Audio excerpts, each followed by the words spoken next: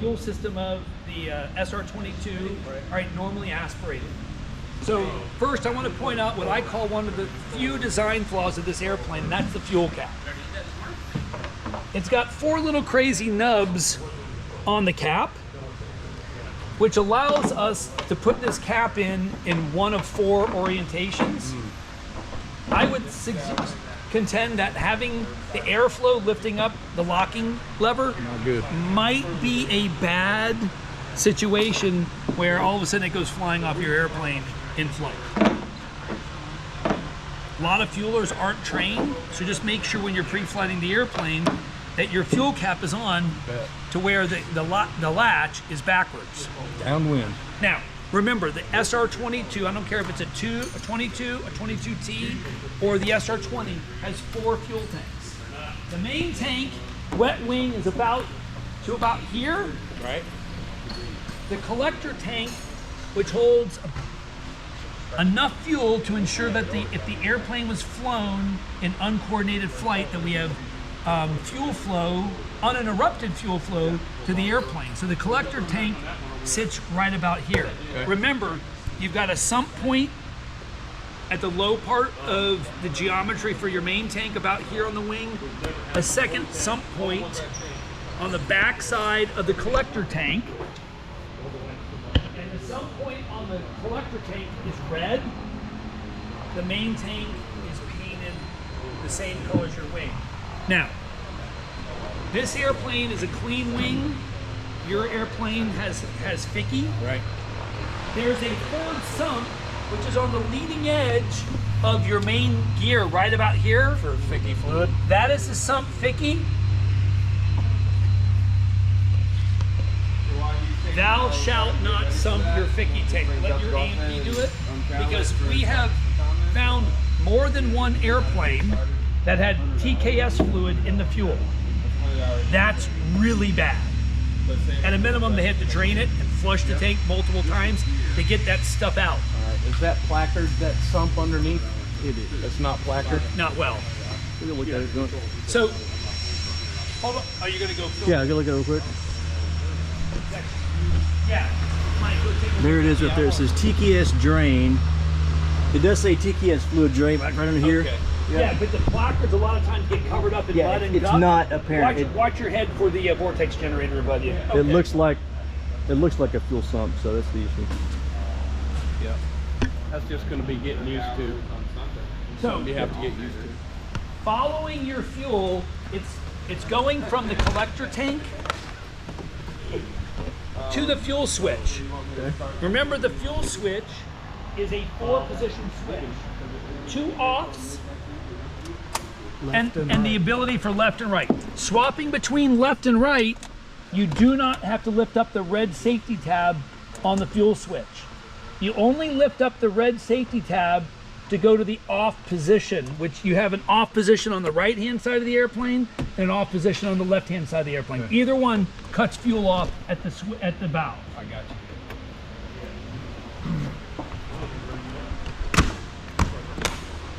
From the valve, our fuel comes through the firewall in the middle of all of this plumbing. Got it. See my finger? Yes, sir. It comes through the firewall. And remember, everything on the back side of the baffling is what I call the hot side of the cowling. So you've got a lot of heat affecting the temperature of the fuel. Remember, liquids boil at lower temperatures the higher we fly.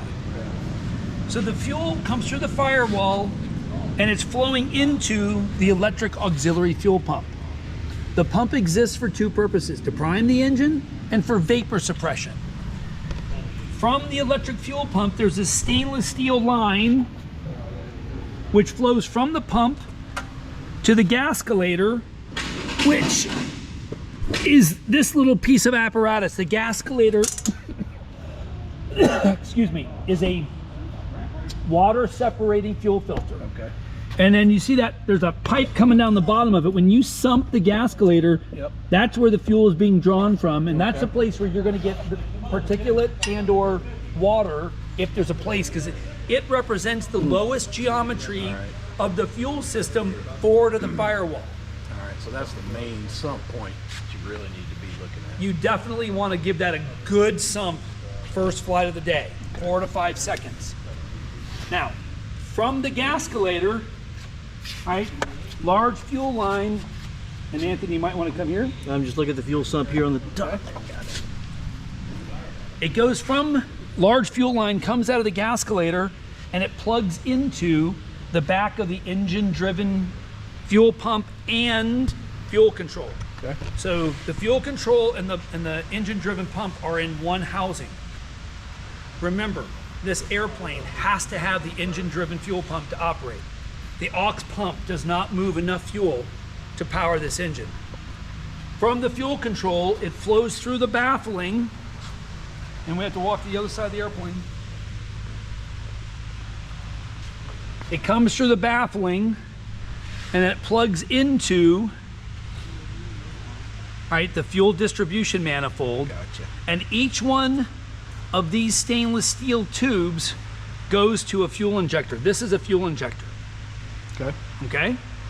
And fuel injectors require very, very precise torque. Believe it or not, it's not very hard. But we've actually seen lots of airplanes come to us that the fuel injectors were actually installed loose. Okay? Now, when we think about day-to-day operations, our air intakes sit right about here. Right. So I have cold air flowing, and the baffling is this orange stuff and this metal stuff. The baffling controls the flow of cool air all the way to the back of the baffling to make sure, one, we have the required airflow around each cylinder to adequately and properly cool the cylinders. On the left side of the baffling of the SR22 and the SR22T is a cutout, and the air flows through our engine oil cool. Gotcha. So by the time the air goes through the engine oil cooler or flows around the bottom of the cylinders, it's dumping lots of hot air into the bottom side, right, of the cowling. Gotcha. And from over here is another vantage point. You can see how the lines coming through the firewall, you know, to the aux pump, to the gascolator, then coming up to the engine-driven fuel control. It's all on the hot side of the airplane. All right, that's why Cirrus recommends we keep that boost pump in the boost position as we're climbing, leveling off at cruise, right? Until, you know, Cirrus recommends keeping it on for 30 minutes. Me personally, I'll turn it off and see if the engine runs smooth, and if it runs smooth, I'll turn it off because I'm trying to increase the longevity of my fuel pump. Other CSIPs are going to tell you to run it all the time. It comes down to personal recommendations and techniques, okay? So the fuel system works good, lasts a long time. I've only seen one fuel switch fail in 7 years. I've seen a handful of engine-driven fuel controls fail.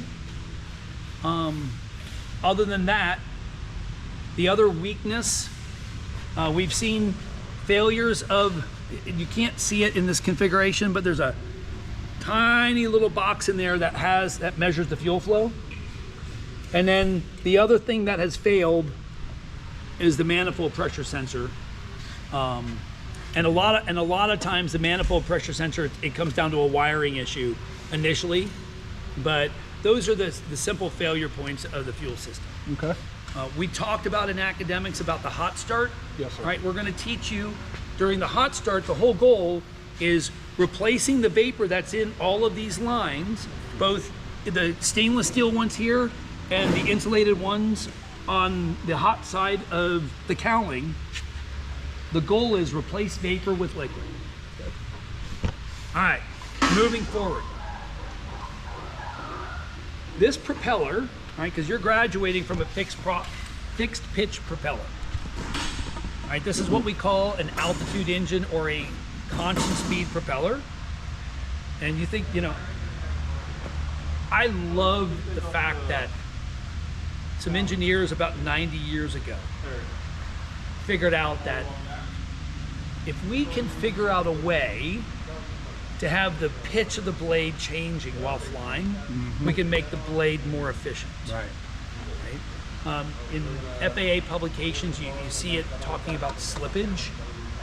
Remember, each one of these blades are an airfoil, which means they have an optimized angle of attack. Right? As the airplane accelerates, that angle of attack is changing. So the pitch of this blade rotates from where it currently is to about 33 degrees of rotation. Now, we could have, like mechanical levers we could be pulling to do this. We could have electrical motors. The engineers of 90 years ago had a very elegant situation, or a solution. And it was, let's use hydraulics. So inside the prop hub, all right, there's a big plumb bob with a spring on one side that's pushing it. Right now it's pushing it to what I call the shallow pitch position. Okay. This is where the prop would be operating at the highest RPM. If I want to slow the speed of this propeller down, I increase the pitch. Right. So what happens is with that increased pitch, for each rotation, the propeller travels a further distance through the air. Okay? So I've got this plumb bob. It's got a spring. Well, with hydraulics, we push on the plumb bob, compressing the spring. The plumb bob is connected to worm gears on each of the blades. Right. And what ends up happening is the blade pitch increases. So, I know we said that this airplane holds 6 to 8 quarts of oil. Yes, sir. We talked about there's a brake fluid reservoir, right, back on the firewall. Where is the hydraulic reservoir for the pitch control? That's a good question.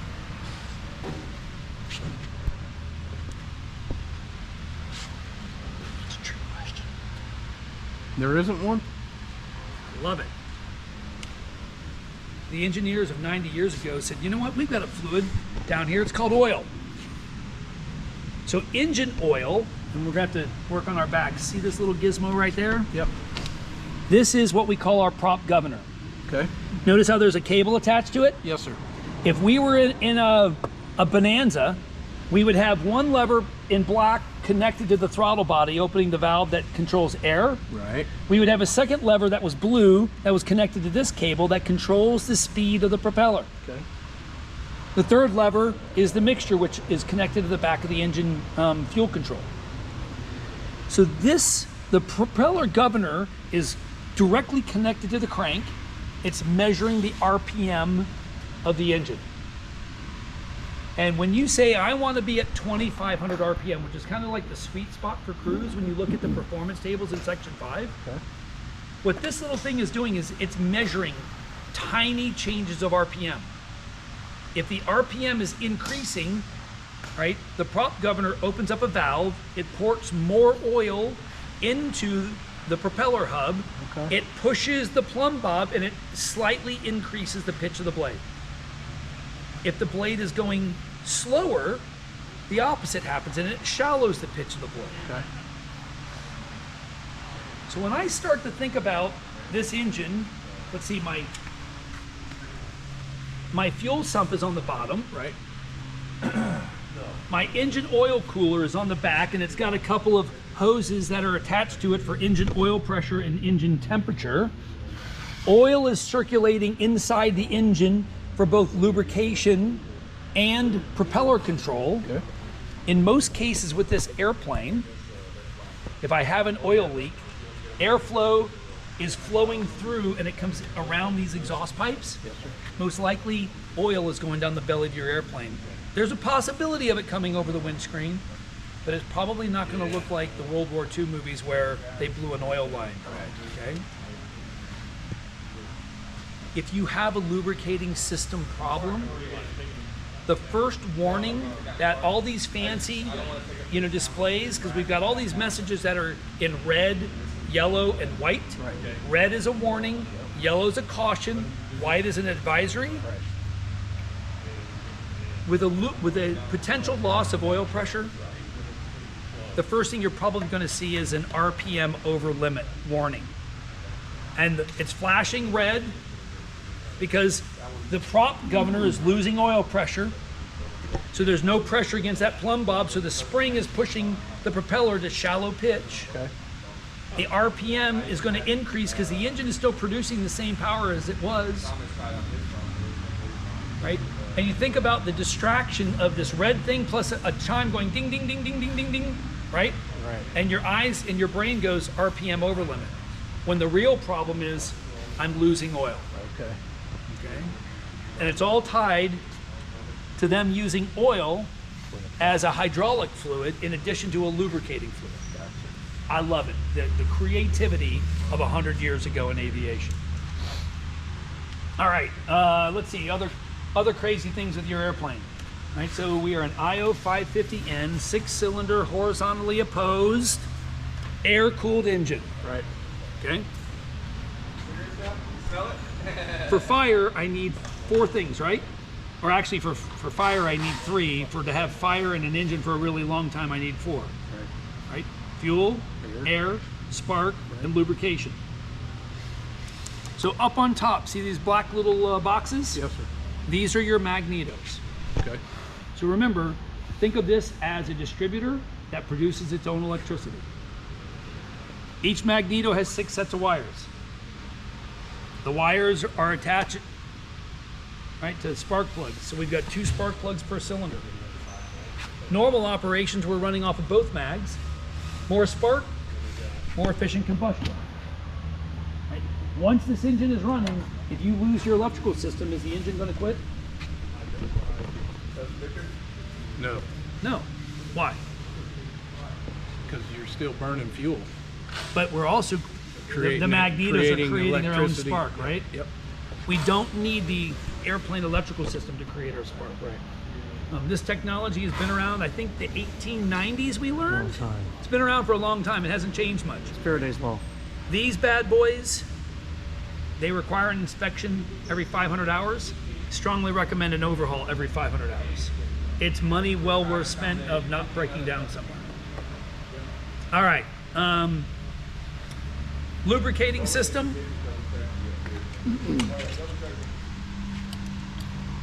6 to 8 quarts. Right? Air-cooled engines are like, they each have personalities. They all have a sweet spot for the oil amount on board. Unlike your car, right, the crank case in this airplane is vented, and you can actually see there's a black hose right here. This black hose is on the top of the crank, and it's vented because as we climb, gases expand, correct? Yes, sir. If we had a closed system like a car, oil would, liquids follow the path of least resistance. If the pressures inside the crankcases were increasing, it would be pushing oil past your rings. So our crankcase is vented. If you put extra oil inside your airplane, You're gonna blow it out. little droplets of oil come through the vent, and it just blows out the vent, which is right here by the gascolator. Yep. And you've got the beautiful black streak down the belly of your airplane. You're going to learn with your airplane its sweet spot. Most of our SRs, right, will go 8 to 10 hours at six quarts. Okay? Me personally, with my SR22, I'll start a full day of flying at 6 quarts if I was going to go fly 10 hours. Really? Because I know my airplane, I drop a quart of oil every 13 hours. We keep a log of whenever we put in what we call makeup oil. Okay. So we know how much we go per quart. It's normal. If we automatically top the airplane up to 8, oh, I'm gonna go fly for 6 hours today. What happens is the airplane very quickly dumps that oil down the belly until it reaches its sweet spot. Your airplane might be 6 1/4. It might be 5 3/4. Right? I know my SR22, Ford Delta Romeo normally aspirated is at 6. It comes down to 5 1/4. At the first flight of the day, I'm going to dump it a quart. I'm going to bring it back up to a little over 6. I know that I'm going to go at least 8 to 10 hours.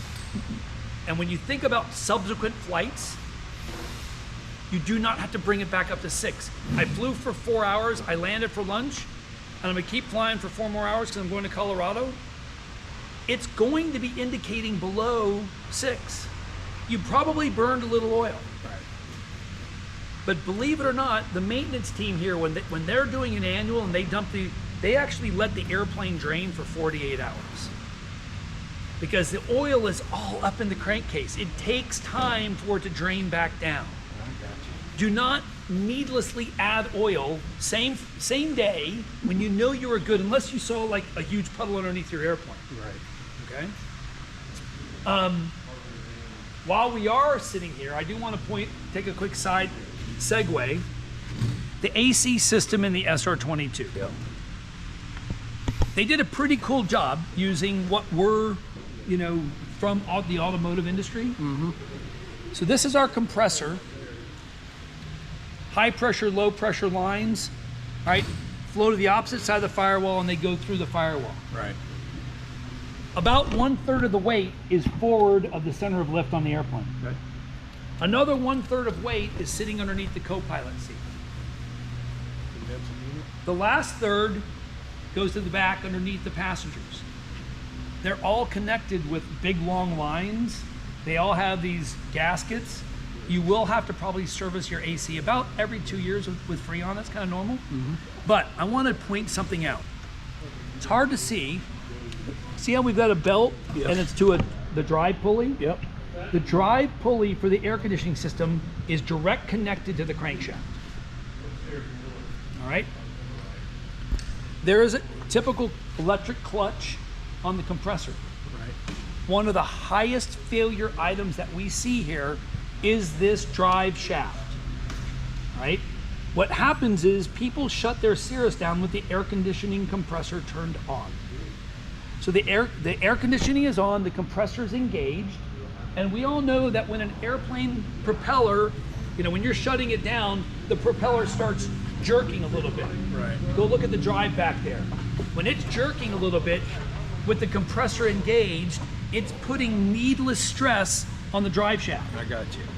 Until a few years ago, you had to replace the whole unit, and you don't want to know how much that costs. We now can replace a lot of the components, but like see this little orange little grommet? Yes, sir. That one little washer is $80. Okay? So our recommendation is, like when I'm shutting my airplane down, step one is I save caps. Step two, I reach all the way across the cockpit and I take the blower switch from wherever it is to OFF. That disengages the clutch. Okay. So blower disengages the clutch. Blower disengages the clutch. So when the prop is doing its jerking thing, like right now, it's jerking, but this compressor isn't having resistance. It's that resistance that causes the shear shaft to shear. Because the shaft that goes in its design, there's a weak point.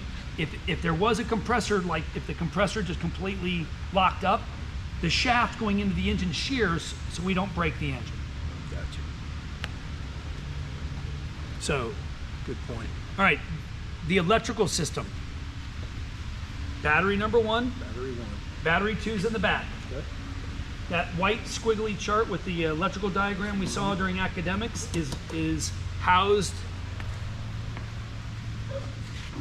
It's housed here in the main control unit, the MCU, which also has your ground power. We can start the airplane off of ground power. One of those little yellow, GPUs that you can buy for about a grand. Yeah. That doesn't have enough juice to start the engine. It doesn't? No. Okay. I'm glad you told me.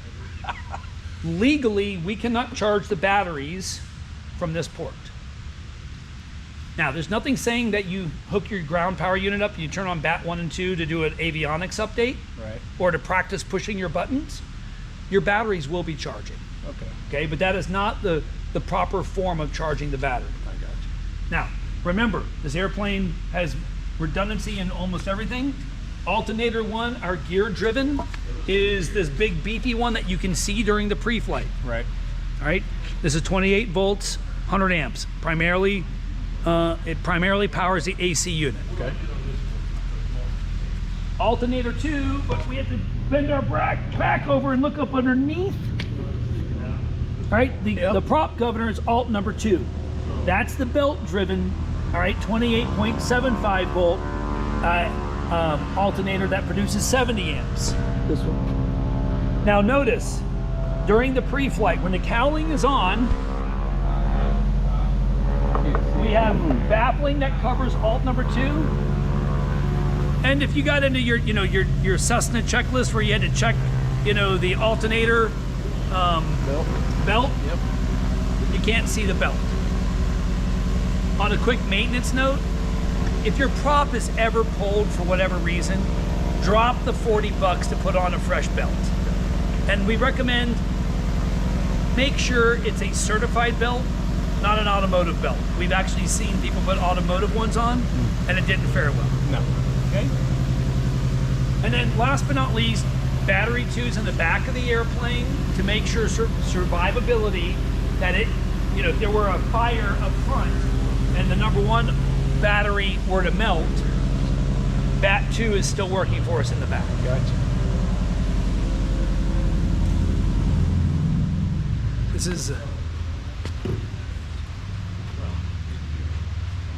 you need to take pictures. His parachute is open right now. Oh, we're good. Let's go talk about it. Good segue.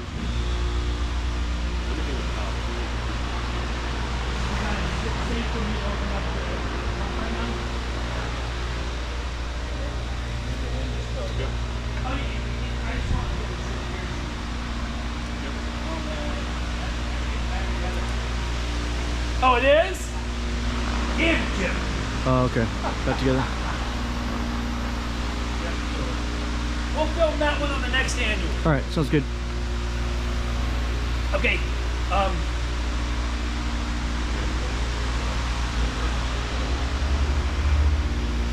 Anthony, let's come over here to.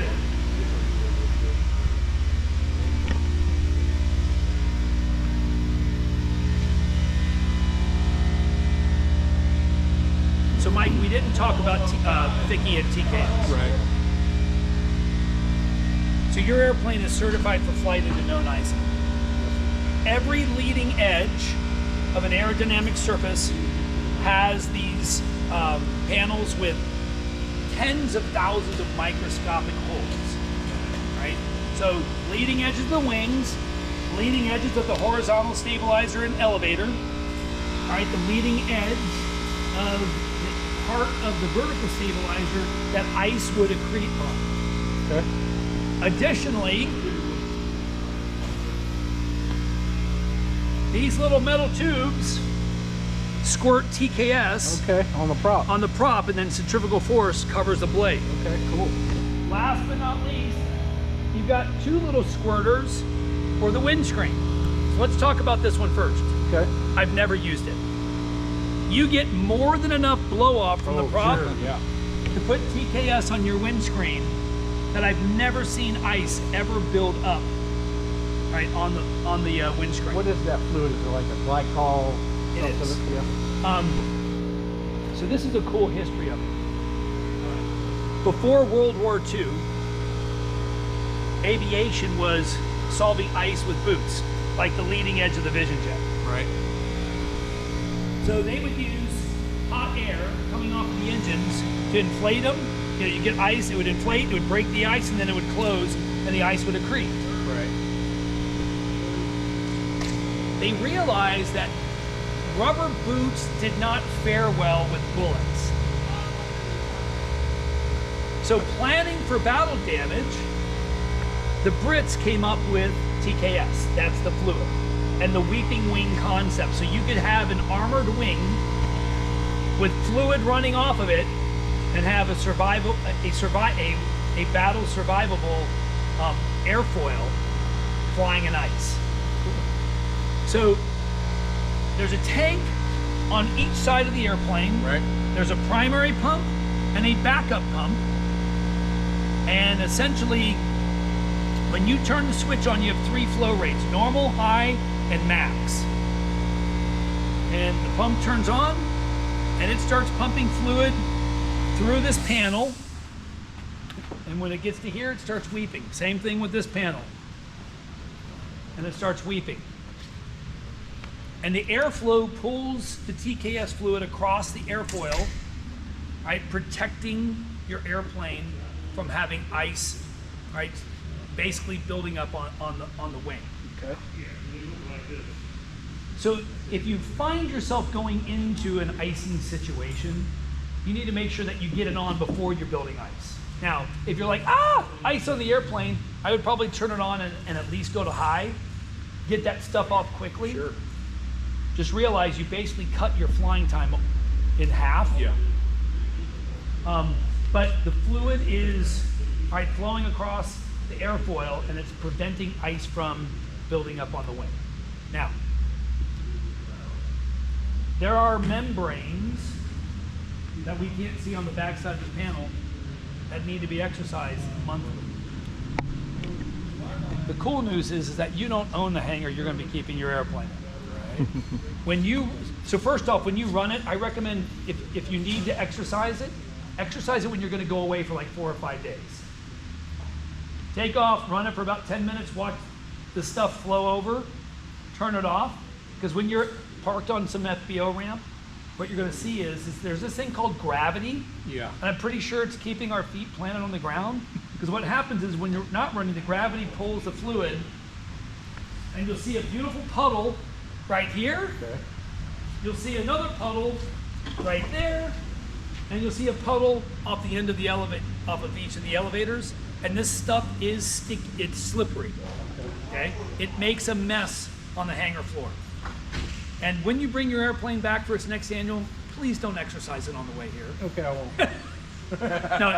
No, in all seriousness, the system works amazing.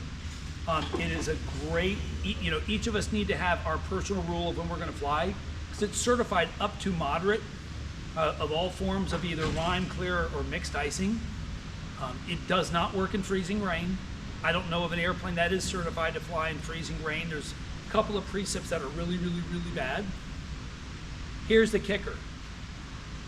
You have to have airflow for it to work. This airplane, because of the composites, is not certified to be de-iced, right, like airliners are.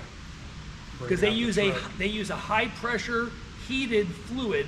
It's under very high pressure that they get the ice off the airplane. Then they turn that off and they change gears and they come on with an application of a glycol that's cold and it's sticky. This airplane is not certified for that. If you had ice on the airplane, you can come out here and spray it if they had TKS. The best defense against getting delayed on a trip where there's icing is hangar the airplane the night before. Okay? All right. And then we talked about the fuel system. Don't sump TKS and pour it in your fuel tank. Right. And there's a reason why they actually have a separate key, because to put TKS in, Don't put fuel in there. don't put fuel in TKS. Okay. All right. Questions about your airplane? Can't think of any. You know what, Mike? You did ask about something. What's that? So first off, you're like, Oh, how do I check my tires? the fairing. So basically, with the tug attached, you open up this access door and you move the airplane to where you can see the pressure valve on your tire, and it's the same for the mains and the nose. All right.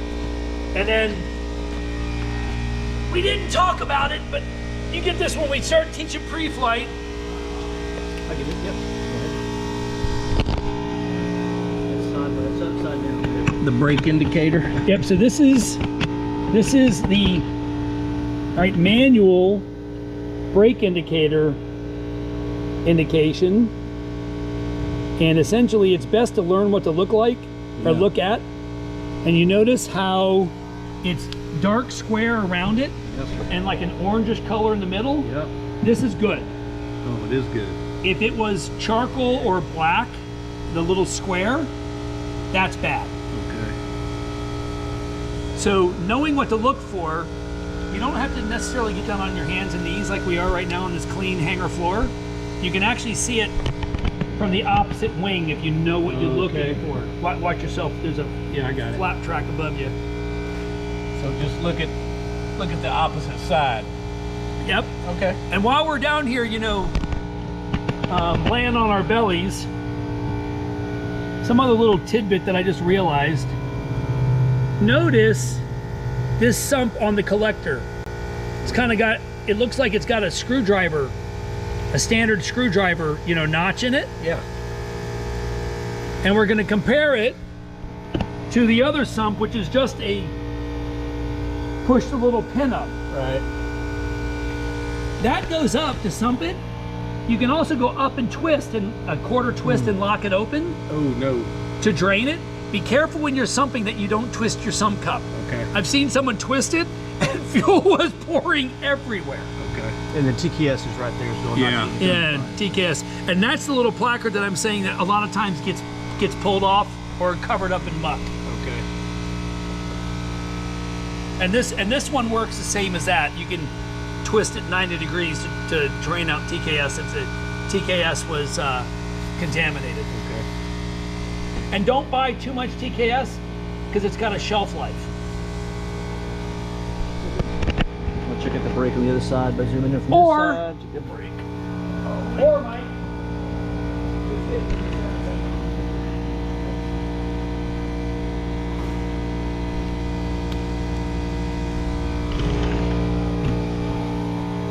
Now you've seen the brake indicator go up. Believe it or not, when I pre-flight, I look from here and I can see it and I know what to look for. Very good.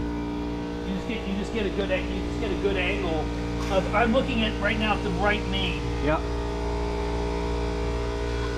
I'm a firm believer of not getting on my hands and knees and crawling underneath an airplane and sticking my butt in the air. Yeah, especially in summertime in Florida on the hot.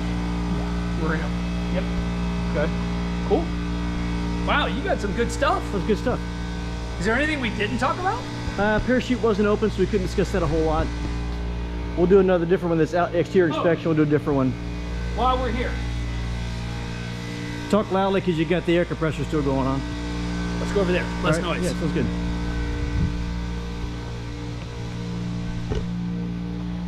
Here's the Vision Jet boots he was talking about. Rubber boots here. And this one has TKS as well. Knowing your antennas. Oh, very good. This is good. So if you look at the very front on the top, COM1.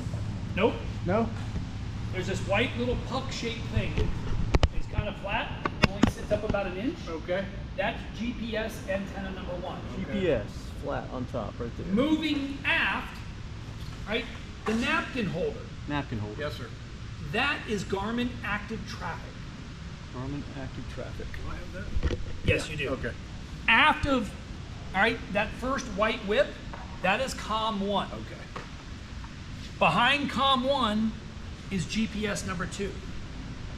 Now, believe it or not, embedded in COM1 is also your XM receiver, Okay. all right, to receive the satellite. GPS one. Now, moving aft, COM one. COM2. that's COM2. ELT. Nope, that is your transponder. Okay. See the blade antenna? Yeah. Right, that blade antenna is Garmin Active Traffic.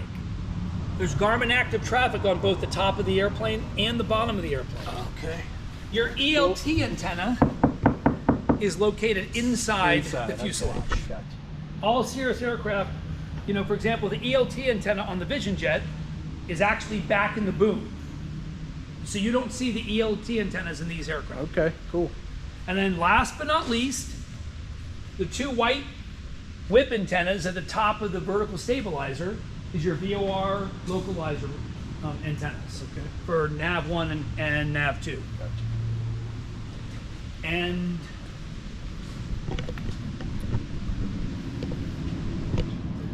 so,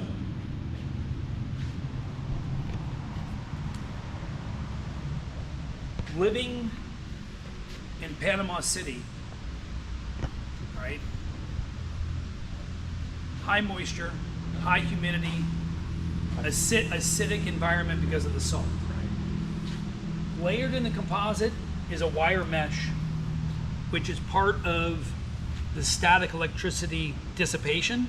That's why we have static wicks, because what happens is static electricity starts building up on the airplane, right? The antennas start building up static electricity. A lot of times you'll hear like in heavy rain, you'll hear static on the radio. Right. That's static electricity on the antenna booms.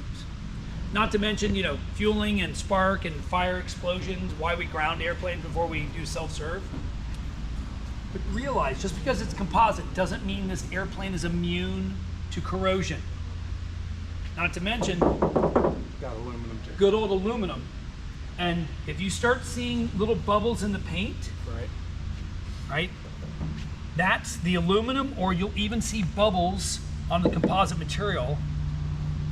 That is the Underneath. wire mesh that's starting to have basically surface corrosion going on. Alrighty? The best defense is, I know we love to hire detailers who are, you know, doing a dry detail because it's inside of a hangar and there's no water available for hoses. I get it. But in high acidic environments, right? Good old water, hand washing your airplane at least once a month with a quality automotive soap, Right. right? Make sure your flaps are extended so you can get in all the nooks and crannies with good old water, all right? Now be careful, don't spray water right in your static ports, Sure. because you may not have airspeed the next time you take off until it drains out. But like whenever we take our airplanes down to the Keys, the Bahamas, when they come back, our detail team at a minimum hoses the airplane off within a day or two of it returning from a salt environment. That's good. You know, there's no way to not be exposed to salt in the state of Florida. Yeah. Following the Air Force's lead, when we were in the Air Force, our airplanes got rinsed down with just plain old water once a week at Eglin Air Force Base, Tyndall Air Force Base, Langley Air Force Base, all the bases that were right along the coast. Right, our maintenance team would wash down the airplane just with fresh water to get salt off the airplane. Right. Good. We did antennas. Like it. Sweet. All right. Nice. Lunch. Yeah, I think we need some lunch.